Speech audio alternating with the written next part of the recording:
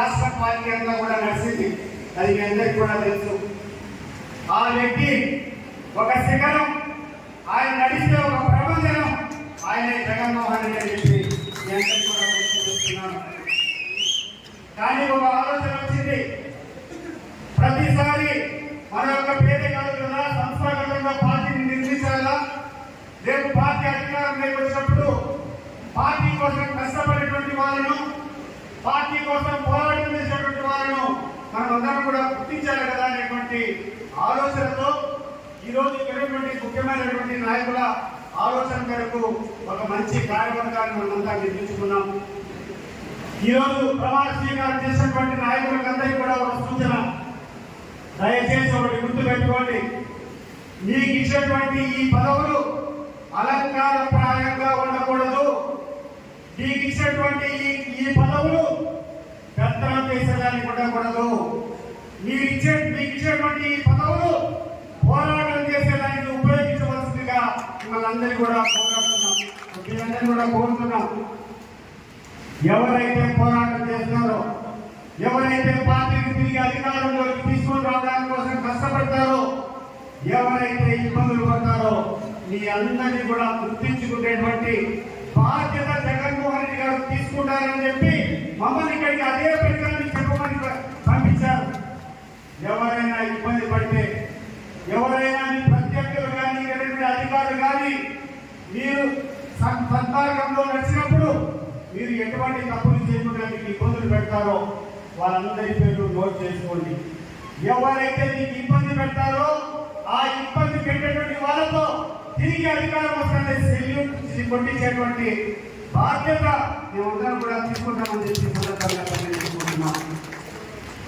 ఈరోజు చూస్తున్నాం అనేక సంక్షేమ కార్యక్రమాలు, పేదవాళ్లకు గ్రామాల్లో ఉన్నటువంటి ప్రతి ఒక్కరికి ఉపయోగకరమైనటువంటి కార్యక్రమాలు, అనేక కార్యక్రమాలు జగన్మోహన్ రెడ్డి గారు తీసుకొని రావడం జరిగింది.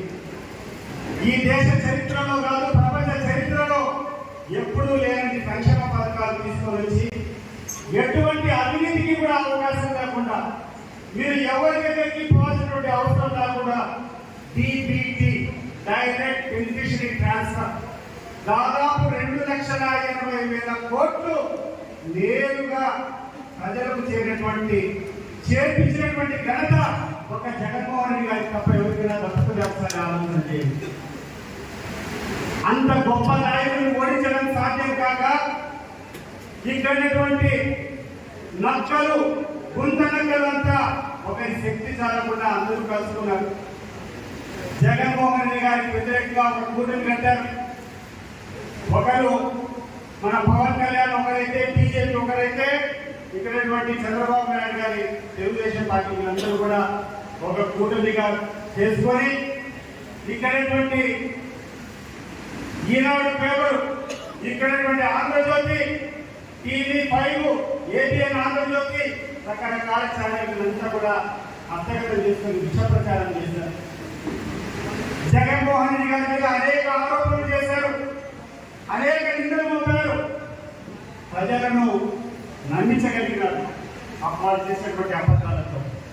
కానీ ఈ రోజు నేను అడుగుతున్నా, చంద్రబాబు నాయుడు గారు, మీరు చెప్పినటువంటి అబద్ధాలు కాకుండా అనేక హామీలు జగన్మోహన్ రెడ్డి గారు ఇచ్చిన దానికంటే ఎక్కువ సంక్షేమం ఇస్తామని చెప్పి మీరు చెప్పారు. ఈరోజు ఏం జరుగుతుందో ఒకసారి ప్రజలందరూ కూడా ఆలోచన చేయాలి. ముఖ్యంగా నాయకులంతా ప్రజలు ఏమి కోల్పోయినారో తెలియజేయాలి వాళ్ళకు. అనేక క్లిప్పింగ్ మీకు వస్తూ ఉంటాయి సోషల్ మీడియాలో. ఒక సందర్భంగా చంద్రబాబు నాయుడు నుండి ఈ గ్రామంలో ఉన్నటువంటి వాలంటీర్లందరికీ కూడా 5,000 రూపాయలు మీకు ఎంత సరిపోతుందయ్యా, 5,000 కాదు 10,000 ఇస్తాను చెప్పినాడు. ఏమన్నా ఇప్పుడు ఎంత ఇస్తాను? ₹1 డబ్బన్నా ఈరోజు ఈ వాలంటీర్లకు డబ్బులు ఇస్తున్నాడా ఈ యొక్క చంద్రబాబు నాయుడు? లేదు. ఆ రోజే చాలా మంది జ్ఞానం ఉన్నటువంటి వ్యక్తులు, ఆర్థిక పరిస్థితి తెలిసినటువంటి వ్యక్తులు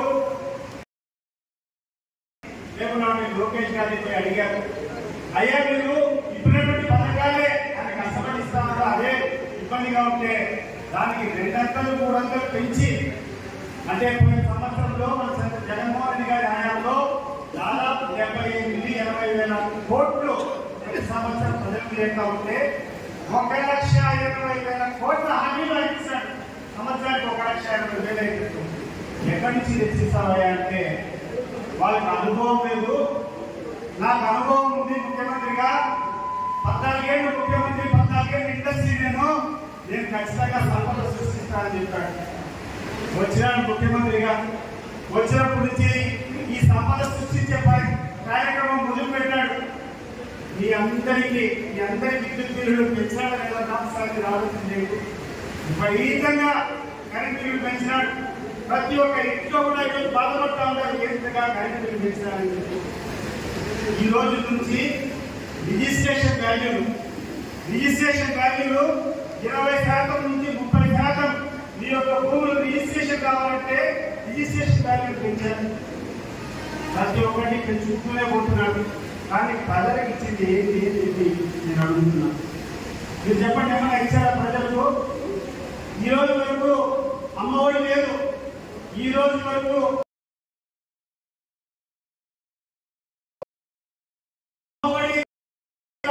కాదు 5 మంది పిల్లలు ఉంటే 75,000 కూడా ఇస్తాను. 75,000 పక్కన పెట్టాయా చంద్రబాబు? ఆ ఇచ్చినటువంటి 15,000 ఇచ్చినావా? ఒకసారి మీరు చెప్పండి, ఏం చేస్తున్నారు? నువ్వు ఇచ్చేదంతా తెలియదు.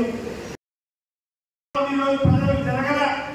నువ్వు చెప్పేదానికి నీకు ఫేస్ వాల్యూ లేకుండా ఈ రోజు కూడా ఎంత దౌర్భాగ్యానికి దిగారంటే వీళ్ళంతా, ఈ పత్రికలంతా అన్యాయమైందంట, అక్రమాలయ్యాయంట. జగన్మోహన్ రెడ్డి గారి ప్రభుత్వంలో జరిగినటువంటి అక్రమాలన్నింటి నిలదీయడానికి ఈరోజు కమిటీ వేస్తారంటే, ఈరోజు ఈనాడు పేపర్లు చూస్తే కమిటీ వేస్తారంట. ఏది అక్రమాలు చేశారంట, అక్రమాలు చేశారంట వైఎస్ఆర్సీపీ, వాటి మీద కమిటీ వేస్తారని చెప్పారు. ఈరోజు కర్నూలు నడిబొడ్డు నుంచి నేను అడుగుతున్నా, చంద్రబాబు నాయుడు గారు అక్రమాలు చేసేది ఎవరు, అన్యాయాలు చేసేది ఎవరు? ఈ రోజు మీరన్నా అని చెప్పి ఫీల్డ్ అసిస్టెంట్ కర్నూలు జిల్లాలో సబ్జెక్ట్ ఎవరు ఒకసారి అందరూ కూడా చెప్తారు. రోజంతా ఈయనను ఒక ఫీల్డ్ అసిస్టెంట్ ను ఒక ఉద్యోగం కోసం, ఒక చిన్న స్వార్థం కోసం హత్య చేసుకున్నటువంటి ఘనత ఈరోజు ఈ తెలుగుదేశం పార్టీ ప్రభుత్వంగా చాలా నిరంతరం ఆలోచించింది.